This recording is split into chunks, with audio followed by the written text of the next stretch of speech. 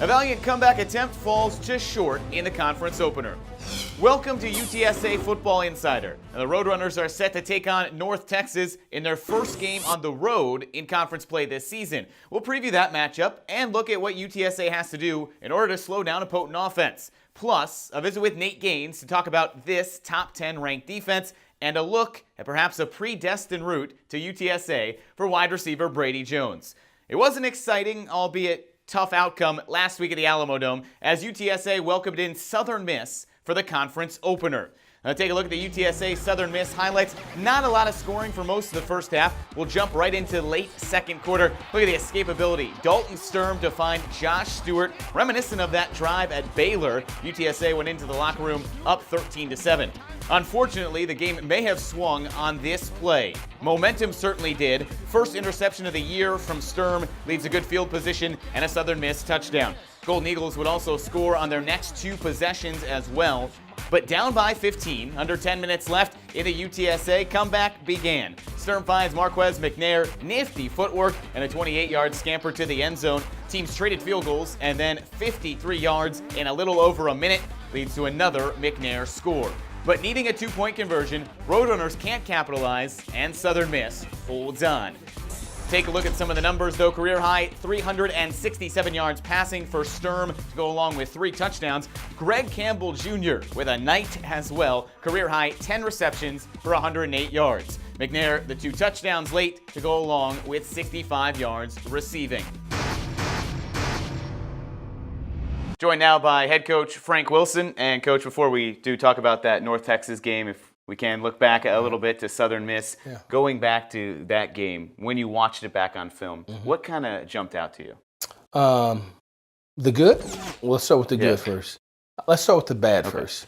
That we were not sound from a technical standpoint at times when we needed to be. That there were some runs that USM had against us that were uncontested, because guys were not in the right position. That could be attributed to both the staff and then the players being where they should be to make the play. And then there were times we were in position to make the play and we didn't do it, whether it be the catch, the throw, the tackle, the block. We weren't as technical as we usually are. The good, a week ago it was a travesty from a penalty standpoint. We cleaned that up tremendously. We went from 13, 14 in one game to 3. And one was intentional to delay a game. And so we cleaned ourselves up. Getting onto the field, coming off the field was something that was important to us, to be able to be clean in our presentation of offense, defense, and special teams. We did that much better. We protected the ball. We created 3 turnovers. And so there was a lot of good that happened within the game. We were resilient at the back end of the game, in the middle of the game when the lead exceeded double digits, exceeded 7 points and went into double digits. We didn't quit. We continued to fight throughout the duration of the game and almost putting it into an overtime situation. And so there were some things that were not good that are fixable, that we can acknowledge, find out what we did wrong, go back and fix those things, and then have us better prepared the next time. And there were some things that were really good that lets me believe that we're headed in the right direction. Was it encouraging to see during that comeback some other receivers step up, like a McNair, like a Campbell Jr.? Yeah, it was very important to see that because you just never know when that number will be called. And when someone's able to seize the moment when their number is called, it's always a good thing for the team. And so I thought Marquez McNair, Greg, those guys really stepped in and took advantage of opportunities that were presented to them. I think our young freshman kicker, place kicker, continues to excel and kick the ball through the upright and do the things that we're asking of him as well. We touched on this a little bit last show, but North Texas coming off a bye. Is that a bit of a challenge because they've got to sit back and they've been able to watch you for a couple weeks? Yeah, I think it's positive in some senses because it allows you to get healthy. It allows you to prepare for an opponent. I think when you're playing well, sometimes it could kind of throw you off your rhythm because there's a void there. And so to keep the attention of your team is something that's important. So I view it, the times when we have it, the bye week, as a positive. I think they would also, but you just never know. Do you guys take a little motivation? Is it maybe a bonding thing to go into someone's house, a chance to go on the road and knock a team off like that? I think our preparation doesn't change, to be honest. We do the same things Sunday through Friday in preparing for an opponent. We do it once we get there to the hotel on Friday night. Same thing Saturday morning. Our pregame ritual is the same. And the intent is always to try to come out victorious. With North Texas specifically in that offense, what have you seen that could pose a challenge? They're more balanced now than they've ever been. They were a air raid, high octane, throw it every snap you can a year ago. And now they've balanced it. They run pass game, and they have more people involved in the things that they're doing. So it's a lot to be concerned about because their ability to disseminate the ball to various players to be effective for them. Well, UTSA and North Texas coming up in just a little bit, Coach. As always, thank you for taking the time. Thanks for having me. Birds up. Well, the road doesn't get any easier this week at North Texas. Mean Green were off last week and sit atop the West Division at 2-0. Wins over UAB and Southern Miss, North Texas has scored 46 and 43 points respectively. You got to credit the offensive renaissance to second-year head coach Seth Luttrell. Known as an offensive guru from his prior stops as an assistant at North Carolina and Indiana, the Mean Green lead the conference in scoring, averaging nearly 40 points per game, and total offense, putting up over 510 yards per game. Now that firepower starts with sophomore quarterback Mason Fine. He leads the conference in passing touchdowns and passing yards per game, puts the onus on Josiah Tauefa and the UTSA defense. Now this group will certainly be motivated after giving up 458 yards of offense, and even after that, UTSA still 9th in the country in total defense.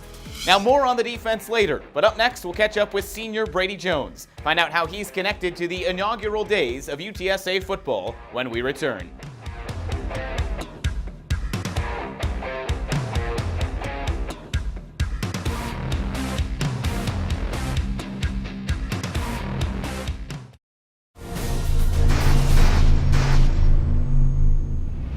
Brady Jones is already a college graduate, working toward his MBA. And the senior was recently named a semifinalist for the William V. Campbell Trophy, which honors the best student athlete in football. And as he leaves his mark on the program, Jones is also inextricably tied to the very first moments of UTSA football.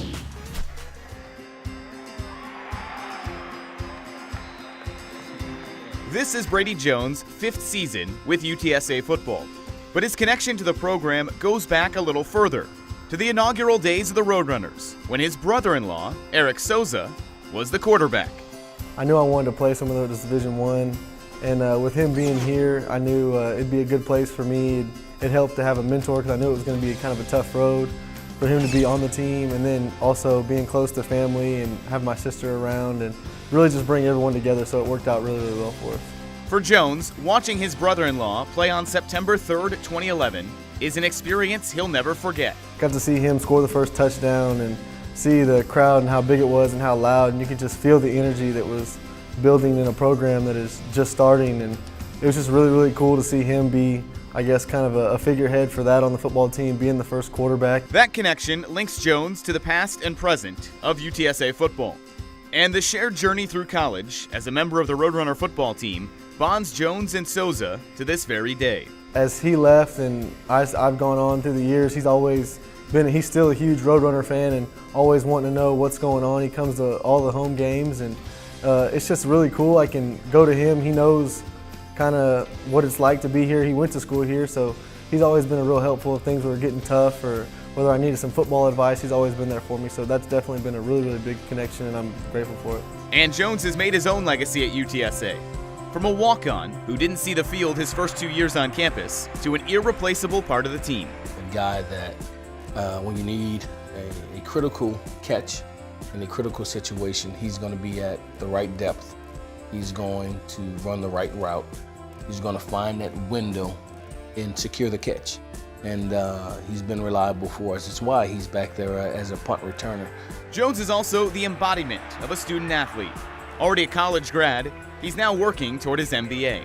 I'm just very grateful I've been able to get that and play football. And once football is over, I plan to use that. I want to go to Dallas and kind of work and kind of get in the business world. I don't know exactly what I want to do, but I know eventually I want to start my own business with my stepbrother and some friends and stuff like that. So that's just kind of the future goal, but intermediates, I'm not really sure yet. He was doing the things necessary on the football field, contributing, but also doing the things in the classroom that warrant us wanting to help assist with his financial situation as a student athlete. And so a year ago, we awarded him a scholarship, and he's been everything that we thought he was going to be, and then some. But all of that for Jones is in the future. Right now, he still wants to help take this senior class to previously unknown heights. Yeah, and that's what Coach Wilson's really done a good job with us. I mean, we want to be goal chasers. We want to make history. We want to set something for teams to chase. I mean, we want to start a tradition here. It doesn't want to be we do it one year and the next year something bad happens. And I mean, you go 0-6 or something like that. We want to set a trend and it be a culture here. And Coach Wilson's just really showed us what we can do and how we can be a figurehead for what future teams to do. And I think he's really done a good job at showing us what we can be and helping us to get where we are now.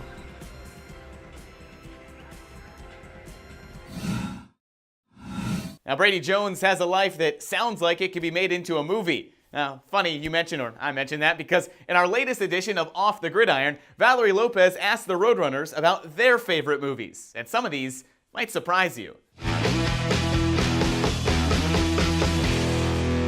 What's the best movie of all time? Ooh, best movie of all times, I'm gonna have to say Step Brothers. Malibu Most Wanted. Definitely the best movie of all time. Varsity Blues. Okay, and what's your favorite part of Step Brothers? Did you touch my drum set? You want to see the new Tweeter End Zone dance? That's the new Tweeter End Zone dance. What is your favorite movie of all time? Favorite movie of all time I would have to say Nacho Libre. Traffic, looking for my chapstick, feeling kinda car sick. There's a Ford Maverick. We were in sweats one day and I was like, Chancho, let me borrow some sweats. You know, or everyone knows like the song that he sings in there, you know, like, when the fantasy has ended and all the children are gone, something good inside me helps me to carry on. I ate some bugs, I ate some grass. I use my hand to wipe my tears, to kiss your mouth. I break my vows. No, wait, Jose, unless you want to. And then we break our vows together. Encarnacio.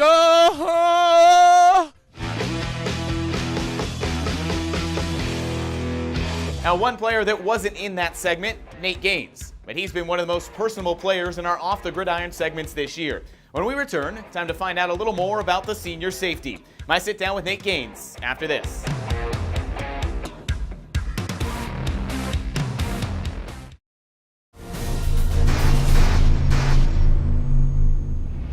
Welcome back to UTSA Football Insider. If you haven't already, get your tickets at goutsa.com/tickets. There you'll find your go-to source for single game tickets, student tickets, and everything about how to make your game day experience at the Alamo Dome an enjoyable one.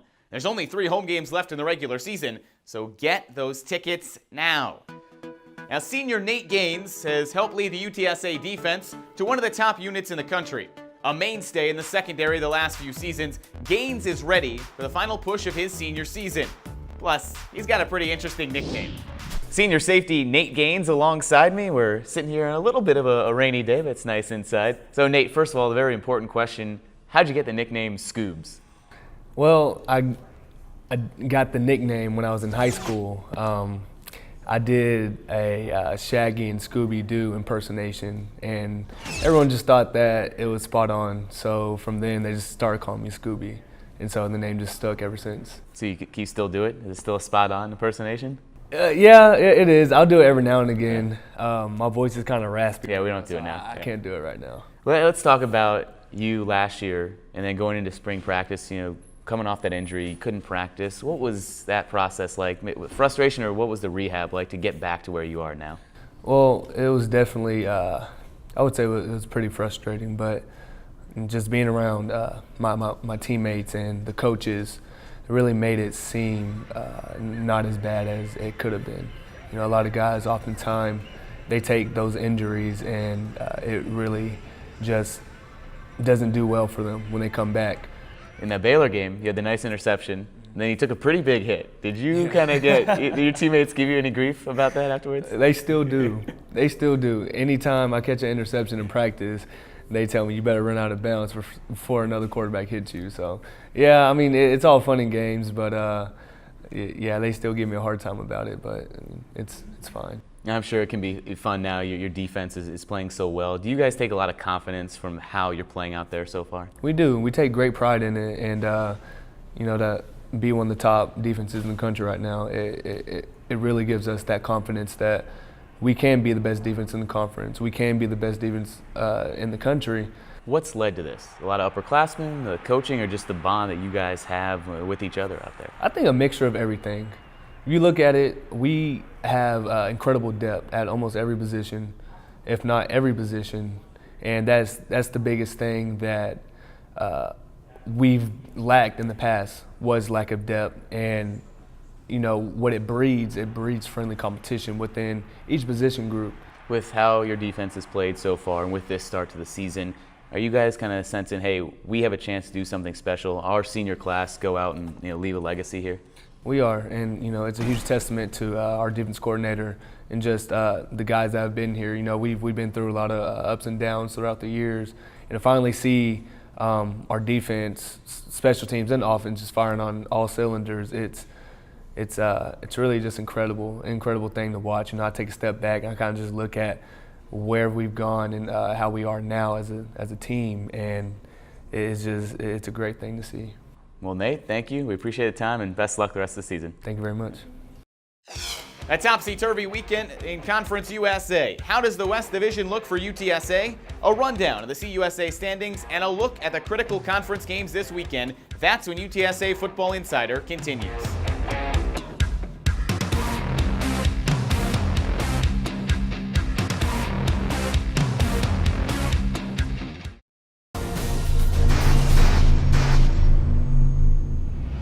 Now that we're in the thick of conference play, a lot of scoreboard watching goes on each week. Each game and matchup certainly far-ranging implications on everyone else. With that in mind, here's how UTSA looks right now in the West Division.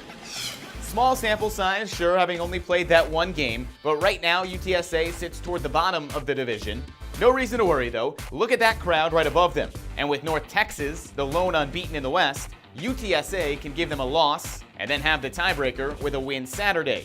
And in the East, Marshall and FAU were picked to finish towards the bottom of the pack. They're out in front right now. After the big win over Western Kentucky, La Tech now has a loss because of a stunner. 23-22 UAB win last Saturday. The Blazers didn't even have a football team last year. They block a Bulldogs kick. Time expires. Has to be the feel-good win of the conference season. First ever win over La Tech and first CUSA win for UAB since November 29th, 2014.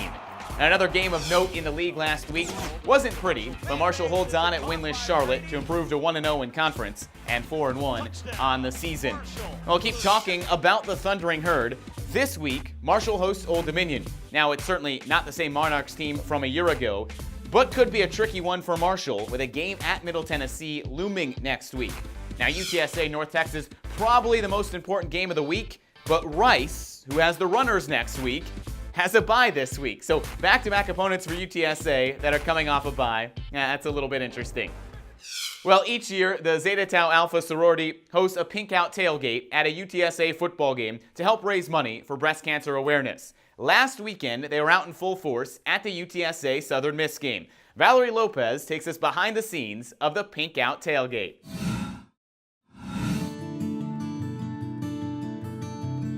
Out here tabling, and we always table before we have a big event, like a philanthropy event for the Pink Out game, raise awareness and like get students involved on campus and make sure everyone knows what we're out here for and what we're doing and how they can get involved with us and how they can help partner with us to support breast cancer education and awareness. We're selling t-shirts, we're also selling baked goods like cupcakes and cookies and koozies as well, and then we also pass out pink ribbons. As an organization, Zeta Tau Alpha has actually passed out 19 million pink ribbons all across the United States of America. To kind of raise money for our philanthropy, and we will distribute what we earn today to our partners so that it can continue to raise awareness and support for breast cancer and education awareness. The one thing that I really think is super important is that it is an inevitable fact that 1 in 8 women will develop a form of invasive breast cancer in their lifetime. So we look to awareness, spreading that statistic, spreading that cause, and looking to lower the fatality rate. So something that we like to focus on is educating people, like getting out there and telling girls, you have to be careful, you have to be thinking about your health, you have to be checking yourself. So we also do like educational workshops, that kind of stuff. We do honoring, and whenever I go into a room and I ask people, have you ever been personally affected by breast cancer, probably 75% of the room raises their hand. Now, thanks to Valerie Lopez and the Zeta Tau Alpha chapter for that piece, and for everyone who makes this show possible, including Nate Gaines and Brady Jones, for taking the time to share their stories. Well, it's almost game time, and a big one indeed for UTSA at North Texas. 2 great offenses, key conference matchup. What more do you want? Thanks for watching this edition of UTSA Football Insider. We'll talk to you next week.